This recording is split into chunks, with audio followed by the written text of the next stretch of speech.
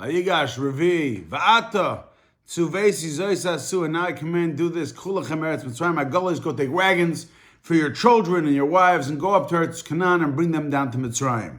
But your father, V'nasazim es avichem v'asam, carry your father, do not put him in a wagon, as the great respect that he deserves, carry him here, please.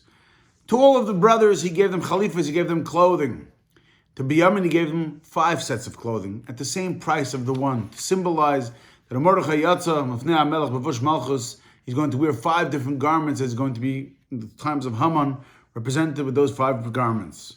And he gave him as well 300 kesef. He then sent to his father 10 chamorim, full of mituv Mitzrayim, great wine, 10 chamorim full of produce and food that he would need for their journey to be able to get down there. He then warns his brothers, Al tirgazu b'derech, do not get lost on the road. Many things to learn from that. Do not learn too much along the road, you get lost, which means be'iyun halach, if you get deeply involved, you lose your way. Do not get involved in psiyagasa, running too fast, as it takes away 1/500th of your vision. And most of all, do not get into an argument, who said we should sell him? Who's at fault? Why did we do this? Just get moving, get my father down here. The Shvatim make their way back to Eretz Canaan. They come there towards Yaakov. Now they have a problem. He's an old man. How are they going to tell him this? Torah tells us, they told Yaakov, we have something to tell you. Sit down. We got something great to tell you. They said, Oy Yosef Chai, our brother is still alive. Then they added another thing. Not just he's alive and we found him, he's some shvacha guy somewhere in the world.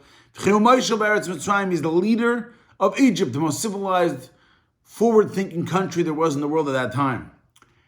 And not just that, his dreams were almost niskayim. He's got almost everything. The little part of the dream he's still missing is you.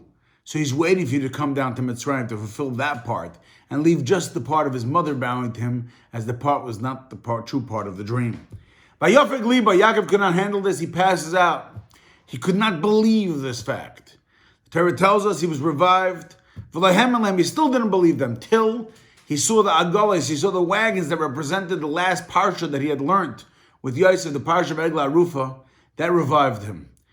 If I know my son is alive is one thing, but to know that he actually remembers what we learned last means his brain is still in the right place. I will go down to visit him. Vatchi Ruach Yaakov Avim. Yaakov Avinu was revived.